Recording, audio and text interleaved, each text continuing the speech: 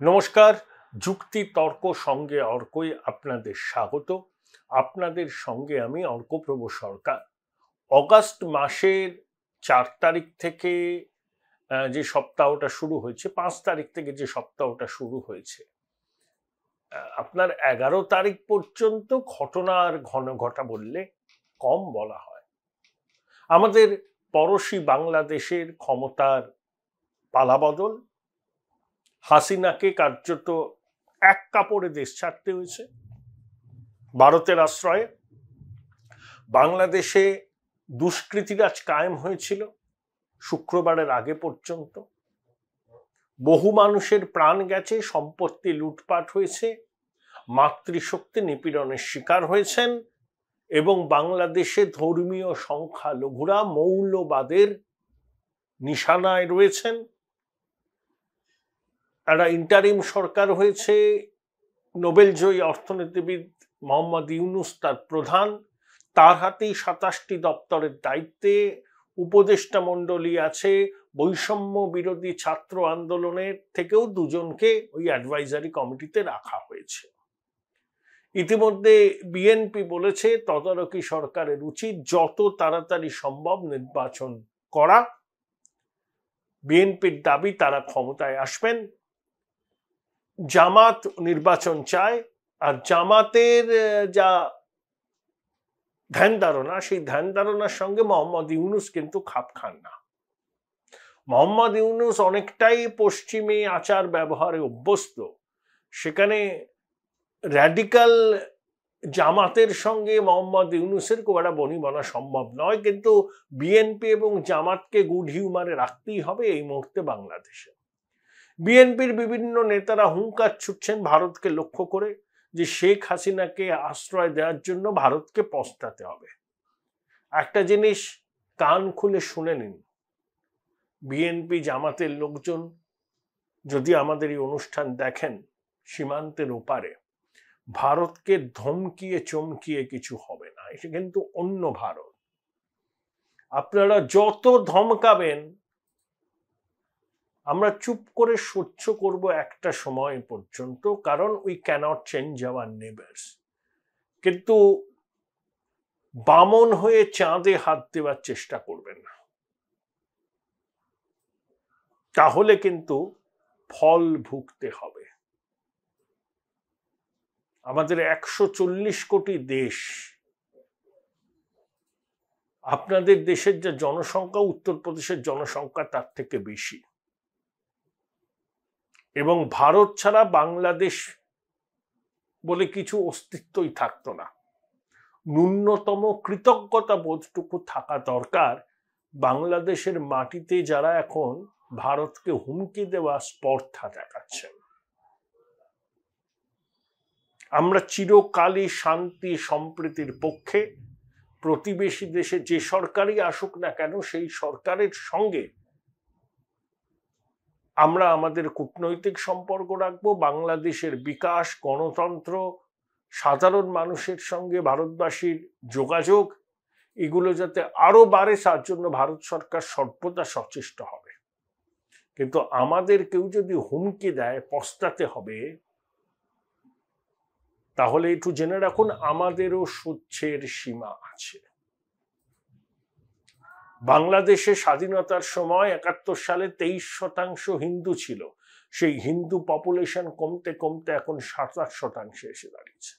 একটা ভিডিও দেখছিলাম যে বাংলাদেশে হিন্দুরা প্রতিবাদ করছেন।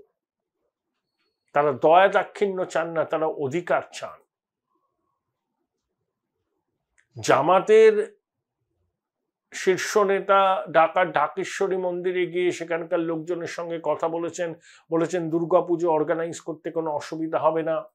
বিএনপিও বারবার আশ্বাস দিচ্ছেন, ইউনূসও বলছেন যে ধর্মীয় সংখ্যালঘুদের নিরাপত্তা সুরক্ষিত রাখা, আইন শৃঙ্খলা ফেরানো প্রধান কাজ। কিন্তু বাংলাদেশের মাটি থেকে মৌলবাদীদের হুঙ্কার কিন্তু এখনো বন্ধ হচ্ছে না। তারা ধর্মীয় সংখ্যালঘুদের অত্যাচার করছেন, মাতৃশক্তির সম্ভ্রমহানি করছেন, সম্পত্তি লুট করছেন। ভারত বাংলাদেশের বিভিন্ন সীমানায় বাংলাদেশের হিন্দুরা ভারতে আসার কথা বলছেন। জয় শ্রীরাম স্লোগান উঠছে বাংলাদেশের মাটি থেকে, হিন্দুদের মধ্যে থেকে। প্রধানমন্ত্রী মোহাম্মদ ইউনূসকে অভিনন্দন জানিয়েছেন, কিন্তু একই সঙ্গে সতর্ক করে দিয়েছেন যে সেখানকার ধর্মীয় সংখ্যালঘুরা যেন নিপীড়নের মুখে না পড়ে। স্বরাষ্ট্র মন্ত্রক 15 সদস্যের উচ্চ পর্যায়ের কমিটি গঠন করেছেন, যারা বাংলাদেশে তাদের কাউন্টার পার্টদের সঙ্গে প্রতিনিয়ত কথা বলবেন, বিশেষ করে সংখ্যালঘুদের, ধর্মীয় সংখ্যালঘুদের নিরাপত্তা সুনিশ্চিত করার জন্য যা পদক্ষেপ নেওয়া সেটা কিন্তু নিবে, সেটা নিতে হবে বাংলাদেশ সরকারকে। ভারত সরকার চাপ সৃষ্টি করবে। এই মুহূর্তে হয়তো বর্ডার খুলে সেখান থেকে ধর্মীয় সংখ্যালঘুদের এই দেশে আসতে দেওয়া হবে না, কিন্তু যদি দেখা যায় ভারতের বারবার অনুরোধ করা সত্ত্বেও বাংলাদেশে ধর্মীয় সংখ্যালঘুদের উপর অত্যাচার নিপীড়ন বন্ধ হচ্ছে না, তখন হয়তো ভারত সরকার তার অবস্থান পরিবর্তন করবে। বাংলাদেশের হিন্দু, খ্রিস্টান, শিখ, বৌদ্ধ ঐক্য পরিষদের যিনি নেতা আছেন, সজল বাবুই তার নাম, সম্ভবত সজল দাশগুপ্ত, উনি চট্টগ্রামের মানুষ, বাংলাদেশের সুপ্রিম কোর্টের আইনজীবী। তিনি বলেছেন যে আমরা বাংলাদেশের মানুষ, এখানেই আমরা জন্মেছি, এখানেই মরব। কেউ ভারতে আশ্রয় চাইতেই পারে, ভারত আশ্রয় দিতেই পারে শরণার্থী হিসাবে বা নাগরিক হিসাবে, কিন্তু বাংলাদেশ থেকে যদি হিন্দুরা একেবারেই চলে যায় তাহলে বাংলাদেশ আফগানিস্তানে রূপান্তরিত হবে।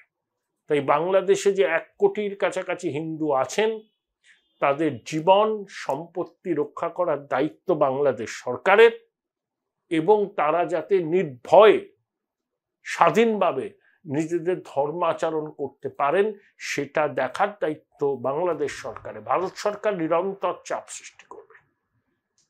হ্যাঁ, শেখ হাসিনার ন্যারেটিভকে সম্পূর্ণভাবে বিশ্বাস করে হয়তো ভারত সরকারের ভুল হয়েছে। তাদের উচিত ছিল বিভিন্ন স্টেক হোল্ডারদের সঙ্গে ব্যাক চ্যানেলে কথা বলা। হাসিনা যে ন্যারেটিভ দিয়েছেন বাংলাদেশ সম্পর্কে, সেই ন্যারেটিভকে আমরা অক্ষরে অক্ষরে মেনেছি। বিএনপির বক্তব্য, বিএনপি বাংলা এই ভারত বিরোধী এই ন্যারেটিভটা হাসিনা নিজের স্বার্থে তৈরি করেছেন, কিন্তু হাসিনা ভারত বন্ধু ছিলেন, একথা অস্বীকার করে লাভ নেই। হাসিনার সময়ে বাংলাদেশের মাটি থেকে ভারত বিরোধী জঙ্গি কার্যকলাপ অনেক কম হয়েছে, জঙ্গি ঘাঁটি ভেঙে দিয়েছিলেন। এই যে বাংলাদেশের বিভিন্ন কারাগার থেকে কয়েদিরা পালিয়ে গেছে, তার মধ্যে মানে বড় মাপের সন্ত্রাসবাদীরা আছে, তারা ভারতে ঢুকে পড়তে পারে নাশকতা চালাবার জন্য। কেন্দ্রীয় সরকারের কাছে সেই রিপোর্টও আছে, তাই বিএসএফ কে সতর্ক করা হয়েছে। কারণ এই সন্ত্রাসবাদীরা উপমহাদেশের শান্তি, সম্প্রীতি, স্থায়িত্বের পক্ষে বিপজ্জনক। এরা ভারতে ঢুকে সন্ত্রাসবাদী হামলার চেষ্টা করবে। দেখুন, এবার উৎসবের মরশুম শুরু হবে, নবরাত্রি থেকে শুরু করে একদম বড়দিন, নতুন বছর পর্যন্ত টানা উৎসবের মরশুম সারা দেশ জুড়ে আমরা পালিত করব। সব ধর্মের মানুষ উৎসবের আনন্দে মেতে উঠবেন। বিচ্ছিন্নতাবাদী শক্তি, সন্ত্রাসবাদীরা এই ধরনের উৎসবের মুহূর্তগুলোকে কাজে লাগায় মানুষের মনে আতঙ্ক ছড়িয়ে দিতে।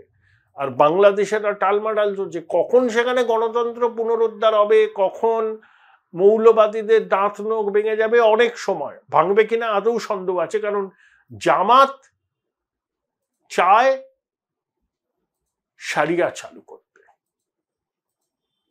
এবং তারা বাংলাদেশের ধারণার সঙ্গেই সহমত পোষণ করে না। তারা চেয়েছিল যে বাংলাদেশ তৈরি না হোক, পাকিস্তানের সঙ্গেই থাকুক।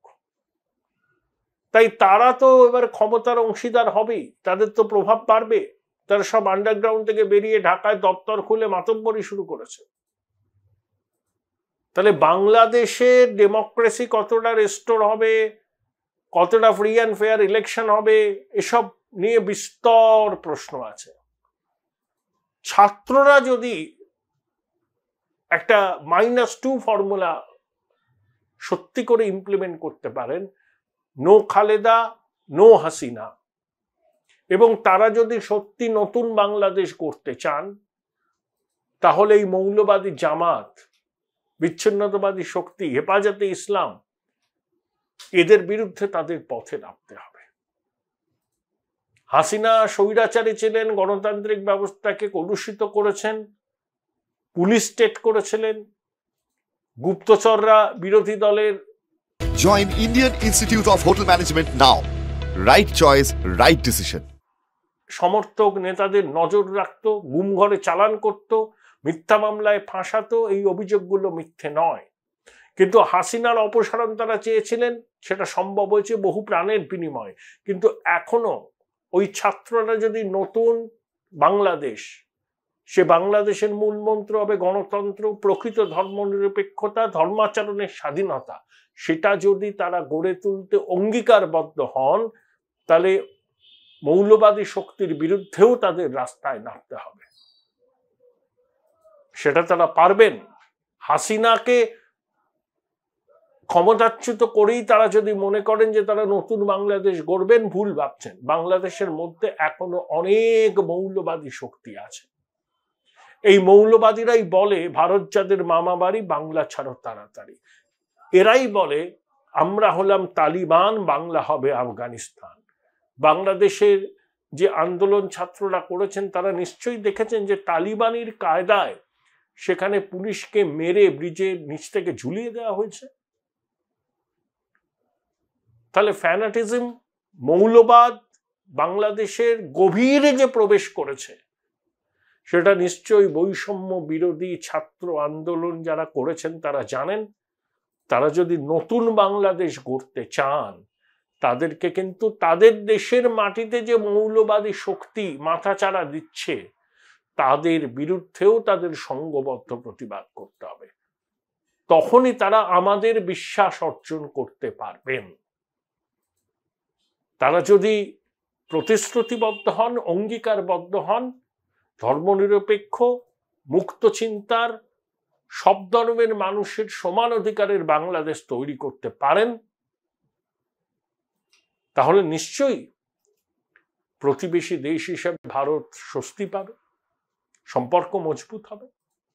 কিন্তু বিএনপির চারানার নেতা হুমকি দেবে হাসিনাকে আশ্রয় দেওয়ার ফল ভুগতে হবে, ভারত দুর্বল নয়। ভাববেন না আমাদের সৌজন্য ভদ্রতাকে দুর্বলতা, ভাববেন না। জবাব আমরাও দিতে জানি। আর ভারতবর্ষ ছাড়া এই বাংলাদেশ নামে দেশটা সৃষ্টি হতো না। যতই ইতিহাসকে অস্বীকার করার আপনার চেষ্টা করুন না কেন, আজীবন কৃতজ্ঞ থাকা উচিত ভারতবাসীর কাছে, একটা স্বাধীন দেশ আপনাদের উপহার দেওয়ার জন্য। ভারতবর্ষ কোনোদিন বাংলাদেশের সেনা ছাউনি করে রাখেনি, সেই অভিপ্রায়ও ছিল না। এখন পশ্চিমী দুনিয়া বাংলাদেশের নবনির্বাচিত সরকারকে কিভাবে দেখবে? আমেরিকা বাংলাদেশের নবনির্বাচিত সরকারে তাদের সম্পর্কে তাদের অবস্থান কি হবে? চায়নার প্রভাব কম করতে আমেরিকা সবসময় উদ্যোগী, তাই ভারতের সহযোগিতা তাদের দরকার। তাহলে আমেরিকা, ভারত, বাংলাদেশ সম্পর্কটা কি হবে? সেখানে ভারত বাংলাদেশের সম্পর্ক নতুন করে শুরু করতে গেলে আমেরিকা কি ভূমিকা নেবে? অনেক প্রশ্ন আছে। উপমহাদেশ এখন খুব অশান্ত। সবেমাত্র একটা বিপ্লব শেষে বাংলাদেশে একটা ইন্টারিম গভর্নমেন্ট এসছে, এখনো ল অ্যান্ড অর্ডার রেস্টোর হয়নি, থানাগুলো ফাংশনাল হয়নি, দুর্বৃত্তরা ঘুরে বেড়াচ্ছে, লুটপাট চলছে, ধর্মীয় সংখ্যালঘুদের আক্রমণ করা হচ্ছে। রাতারাতি পরিস্থিতির কি বদল হবে? আপনারা কি মনে করেন? জানাবেন কমেন্ট বক্সে। পশ্চিমবঙ্গের রাজনীতিতেও একটা বড় মহিরু পতন হলো। বুদ্ধদেব ভট্টাচার্য চলে গেলেন 80 বছর বয়সে। তাকে নিয়ে বিস্তর মূল্যায়ন হয়েছে, ভবিষ্যতেও হবে। কিন্তু আমি একটা কথা বলবো, আমি বুদ্ধবাবুকে নিয়ে বেশ কিছু প্রতিবেদন করেছি। নতুন করে আমি তার সম্পর্কে আর মূল্যায়ন করে এই প্রতিবেদন দীর্ঘ করতে চাই না। আমি শুধু একটা কথাই বলবো, বুদ্ধবাবু স্বপ্ন দেখেছিলেন, কিন্তু স্বপ্নকে বাস্তবে পরিণত করতে হলে যে দূরদর্শিতার প্রয়োজন, সেই দূরদর্শিতা তার ছিল না। তার স্বপ্ন দেখা সত্যি ছিল, চেষ্টা করেছিলেন স্বপ্নকে বাস্তবায়িত করতে, কিন্তু ওই যে বললাম, বাস্তবায়িত করার জন্য যে দূরদর্শিতার প্রয়োজন হয়, সেই দূরদর্শিতার তার অভাব ছিল। তিনি স্বপ্নদ্রষ্টা হতে পারেন, তিনি ব্যর্থ প্রশাসক। বাংলার শিল্পায়নে নবজোয়ার আনবার জন্য তিনি সত্যি আন্তরিক ছিলেন, এবং 2002-03 থেকে শুরু করে 10 পর্যন্ত বাংলা সম্পর্কে ক্যাপ্টেন অফ ইন্ডাস্ট্রির একটা পজিটিভ ধারণা ছিল, না এখানেও কিছু হতে পারে। দেখুন, মহামতি অর্থশাস্ত্রবিদ জন বেনেট কেইনস দুটো খুব দামি কথা বলেছিলেন। বিজনেসম্যানদের অ্যানিম্যাল ইনস্টিংক্ট আছে, কোথায় পুঁজি বিনিয়োগ করব, আর বিনিয়োগটা হয় আস্থার সম্পর্কের উপর। বামফ্রন্টের শাসককুলের সঙ্গে দীর্ঘদিন শিল্পমহলের আস্থার সম্পর্কে ঘাটতি ছিল,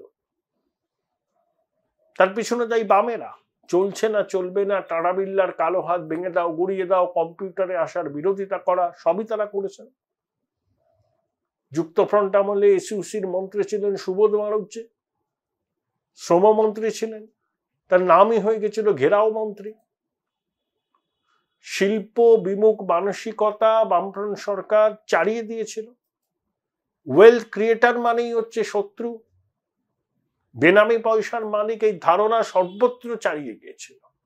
বুদ্ধবাবু সেই ধারণাটাকে ভাঙতে চেয়েছিলেন এবং সফলও হয়েছিলেন, কিন্তু তার শিল্পায়নের স্বপ্ন মুখ থুবড়ে পড়ে তার প্রশাসনিক ব্যর্থতার জন্য, এবং একথা অনস্বীকার্য। বিরোধীরা তো রাজনীতি করেছেন, আজকে মনে হয় সেই রাজনীতি বাংলার স্বার্থ বিরোধী ছিল, শুধু ক্ষমতা দখলের রাজনীতি।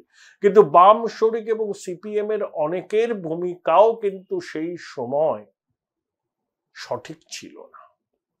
পদে পদে তারা বুদ্ধবাবুকে বাধা দিয়েছিলেন।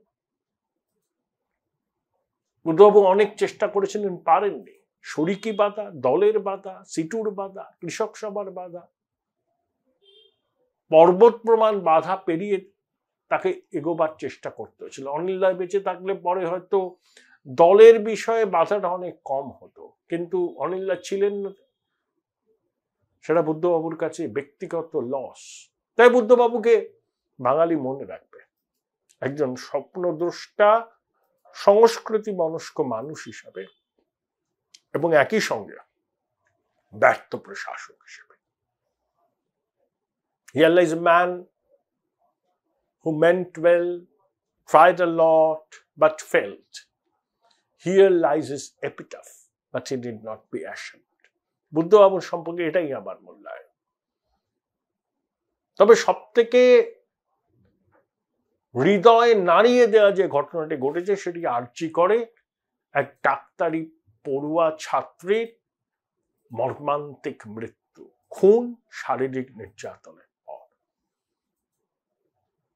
মুখ্যমন্ত্রী অবশ্য আন্দোলনকারী ডাক্তারদের পাশে দাঁড়িয়েছেন, বলেছেন ওদের দাবি দেওয়া সঠিক, সিবিআই তদন্তেও তার আপত্তি নেই, তার বক্তব্য তার কিছু লুকোনোর নেই, দৃষ্টান্তমূলক শাস্তি দেওয়ার কথা তিনি বলেছেন, দোষীদের ফাস্ট ট্র্যাক কোর্টে বিচার হবে, প্রয়োজনে ফাঁসির আর্জিও জানাবে।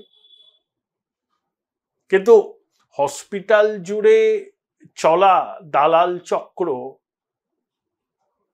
এই খবর যদি হসপিটাল কর্তৃপক্ষ, স্বাস্থ্য সচিব, স্বাস্থ্য ভবন, স্বাস্থ্যমন্ত্রী না জানেন, এর থেকে বড় দুর্ভাগ্যের বিষয় কিছু হয় না। আরজি করে ঘটনার পর মৃতা ছাত্রীর মা বলেছেন, ফোন করে তাকে বলা হয়েছিল আপনার মেয়ে আত্মহত্যা করেছে, বলে দিলেন আত্মহত্যা করেছে। তাহলে কি প্রথমেই উদ্দেশ্য ছিল ধামাচাপা দেওয়ার? তারপরে বিষয়টা জানাজানি হওয়ায়, সংবাদপত্রের নজর পড়ায় আর শাক দিয়ে মাছ ডাকতে পারেননি। ওই মৃতা ছাত্রীর দেহে আঘাতের চিহ্ন ছিল, পোশাক অবিন্যস্ত ছিল, তারপরেও মৃতার মাকে ফোন করে কেউ বলতে পারে যে আপনার মেয়ে আত্মহত্যা করেছে? আগে থেকেই বুঝে গেলেন আত্মহত্যা করেছে? যে হাসি খুশি মেয়েটি এত 32 ঘন্টা নাকি ডিউটি করেছে, বাড়ির সাথে কথা হয়েছে, অনলাইনে অর্ডার করে খাবার নিয়ে খেয়েছে, দুজন তার সঙ্গে ডিউটিতে ছিল প্রথম বর্ষে, তাদের সাথে কথা বলেছে, তারপরে রেস্ট নিতে চলে গেছে সেমিনার হলে। তারপরে তো ঘটনা বলে দিলেন মেয়েটির মাকে ফোন করে আপনার মেয়ে আত্মহত্যা করেছে। ধামাচাপা দেওয়ার চেষ্টা ছিল, পারেননি। এখন মুখ্যমন্ত্রী বিরোধীরা যাতে এই বিষয়টা নিয়ে খুব সরব না হন, তারা যাতে রাজনীতি না করতে পারেন, সেই জন্য নমনীয় ভূমিকা নিয়েছেন, অবস্থান বদল করেছেন, সুর নরম করেছেন, সব দাবি মেনে নিচ্ছেন। আসলে বোধহয় বাংলাদেশে ছাত্র আন্দোলনের তীব্রতা অনেকের মনেই ভয় ধরিয়ে দিয়েছে। আর এটা ছাত্রদের বিষয়। কোন কোন চিকিৎসক সংগঠন নির্ভয়া ঘটনার থেকেও এই ঘটনাকে মারাত্মক বলেছেন। ভাবা যায় বলুন তো, খাস কলকাতার বুকে সরকারি হসপিটালে একজন চিকিৎসক, তিনি শারীরিক নির্যাতনের শিকার হলেন, খুন হলেন। মুখ্যমন্ত্রী সমবেদনা জানিয়েছেন, বিচারের প্রতিশ্রুতি দিয়েছেন, কিন্তু মা বাবার কোল তো খালি হলো। এই ক্ষতি কে পূরণ করবে? কথা বলেছিলাম বিশিষ্ট কার্ডিওথোরাসিক সার্জন ডক্টর কুণাল সরকারের সঙ্গে। চিকরের ঘটনা সম্পর্কে আপনি নিশ্চয়ই জানেন। দেখো, আমি খুব অনেস্টলি স্পিকিং আমি খুব একটা ডিটেলে জানি না। আমি এইটুকু শুনেছি যে একজন সেকেন্ড ইয়ার পিজিটি মহিলা ডাক্তার, তাকে কি কোন এক সেমিনার রুম থেকে পাওয়া গেছে সকালবেলা উইথ দ্য মানে কি সেক্সুয়াল অ্যাসল্ট, মার্ডার, এইসব কথা হচ্ছে। এটা কি দাঁড়ালো ব্যাপারটা? 11 সদস্যের টিম গঠন করা হয়েছে, পুলিশ কুকুর গেছে, ডাক্তাররা কর্মবিরতি পালন করছেন, অনেক জায়গায় আইএমএ উদ্বেগ প্রকাশ করেছে, বিরোধী দল ঘোলা জলে মাছ ধরছে। একজন ডাক্তার হিসাবে, একজন সহনাগরিক হিসাবে, আপনার এই দীর্ঘ চিকিৎসক জীবনে, ছাত্র জীবনে কখনো এরকম ঘটনা শুনেছেন যে মাতৃশক্তির সম্মান ভুলুণ্ঠিত হচ্ছে সরকারি মেডিকেল কলেজে এবং হসপিটালে? কখনো শুনেছেন? অনেস্টলি স্পিকিং এটা কি ধরনের ঘটনা, মানে এই ব্যাপারটা আমরা না জেনে, আমার মনে হয় আমাদের দুটো একটা দিন সময় দিতে হবে ব্যাপারটা জানতে, যে what is the facts of the matter. এখন ধরুন, এটা যদি যেটা আমরা সবাই মনে করছি, যেটা হবার সম্ভাবনাটাই বেশি, যে একজন অন ডিউটি ডাক্তার ছিলেন এবং এটা বলছে সেমিনার হল, তো অন ডিউটি ডাক্তাররা রাত্রিরে কি সেমিনার হলে ডাক্তাররা কেন থাকবে? মেইনলি যারা অন ডিউটি ডাক্তার তাদেরও তো একটা ভদ্রস্থ এবং মোটামুটি একটা নিরাপদ থাকার জায়গা চাই। তো এর মধ্যে কতগুলো ব্যাপার আছে। প্রথমে আমি বলে নিই যে আমি জিনিসটা একেবারে খুঁটিনাটি ডিটেল আমি জানি না। আর আমার যেটুকু মানে হাসপাতালে অনকল কাজ করার অভিজ্ঞতা বহু বছর আগে, তাও বেশিরভাগই সবই মেডিকেল কলেজ। তো আমরাও যখন ধরো মেডিকেল কলেজে হাউস স্টাফ হিসেবে থেকেছি, অনকল করেছি, যে কেউ বারান্দায় শুচ্ছে, কেউ পেশেন্টের ওয়ার্ডের পাশে একটু ঘুমিয়ে নিচ্ছে, সেগুলো একদম অগোছালো, কোন রকম স্ট্যান্ডার্ড। এবং সেটা যদি একজন মেয়েকে করতে হতো, মহিলাকে করতে হতো, যে সে বেচারা রাত্রিবেলা ডিউটির পর কোথাও একটু বিশ্রামের জায়গা খুঁজছে, এবং তার যদি কোনো মানে কোনো স্ট্যান্ডার্ড জায়গা না থাকতো এবং তাকে সেই রকম ভাবে একটা একটা একটা কাম চালাও অ্যারেঞ্জমেন্ট সেমিনার হলে শুয়ে করতে হচ্ছে, সেটা কিন্তু একটা খুব negligent attitude on the part of the college. CBI enquiry হলে কি দুধ কা দুধ পানি কা পানি সামনে আসবে? দেখো, আমার মনে হয় যে এই ব্যাপারে যদি আমরাও তো কেউ জিনিসটা সিবিআই, আমি অন্তত, যদিও অনেক রকম ঝুট ঝামেলা আমরা ফেস করেছি এবং ভবিষ্যতেও করব, আমি অন্তত রাজ্যের একজন সাধারণ মানুষ এবং রাজ্যের একজন সাধারণ ডাক্তার হিসেবে এইটুকুই চাইবো যে অন্তত এই ঘটনাটার একটা খোলামেলা সৎ ট্রান্সপারেন্ট ইনভেস্টিগেশন করার ক্ষমতা যেন আমাদের রাজ্যের মেডিকেল এস্টাবলিশমেন্ট এবং ল অ্যান্ড অর্ডারের থাকে। ঠিক। এবং কেউ যদি এই ব্যাপারগুলোর মধ্যেও, যে ধরো আজকে যদি মেডিকেল এস্টাবলিশমেন্টের একটা ঘাটতি থাকে, যে সে তার অনকল ডাক্তারদের একটা নিরাপদ, একটা সভ্য নিরাপদ জায়গা, রাত্রির বেলা ডিউটি করার সময় ডাক্তাররা থাকবে, শোবে, রেস্ট নেবে, সে দিতে পারেনি, সেটা ডেফিনেটলি তার গাফিলতি, এবং যার গাফিলতি এর থেকে বড় মূল্য আর কেই বা চোকাতে পারে এই গাফিলতিতে। আমরা রাস্তাঘাটে হয়তো ছেলেরা শুয়ে টুয়ে পড়ে দিন কাটিয়েছি, কিন্তু তাহলে 2024-এও কি এক জিনিস হবে? সেটা তো হওয়া উচিত না। তো আমাদের কলেজের বেসিক মেডিকেল কলেজগুলোর বেসিক ইনফ্রাস্ট্রাকচারে যদি ব্যবস্থাপনায় ঘাটতি থাকে, তার দায়িত্ব, তার জবাবদিহি, তার অ্যাকাউন্টেবিলিটি কলেজ কর্তৃপক্ষকে নিতে হবে। আর তার সঙ্গে সঙ্গে কে এই মেয়েটির ওপরে এরকম আক্রমণ, যৌন নির্যাতন এগুলো করলো, তো সেটার যদি বিন্দুমাত্র কোনো আমাদের সন্দেহভাজন এক বা একাধিক লোকজন থাকে, they must be brought to task.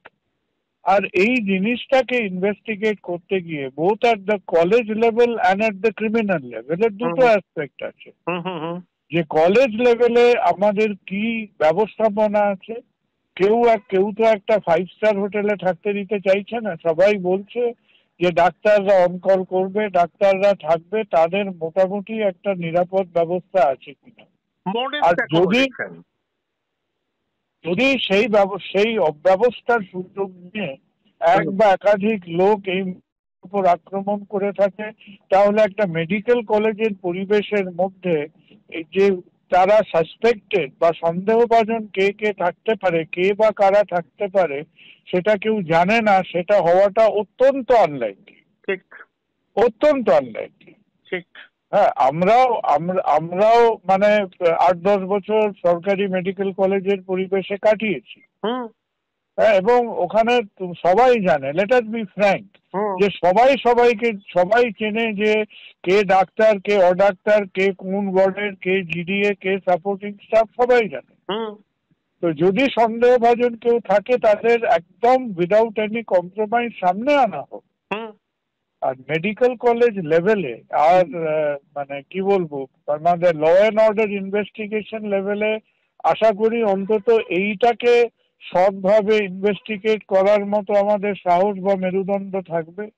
এবং এখানেও যদি আমাদের সিবিআই কে আনতে হয়, তাহলে বলতে হবে যে আমাদের শুধু ডাক্তার হিসেবে তো বটেই, সাধারণ মানুষ হিসেবেও শুধু ব্যবস্থা না, নিজেদের উপরে নিজেদের বিশ্বাসটুকু উঠে যাবে। Thank you doctor Sarkar, thank you.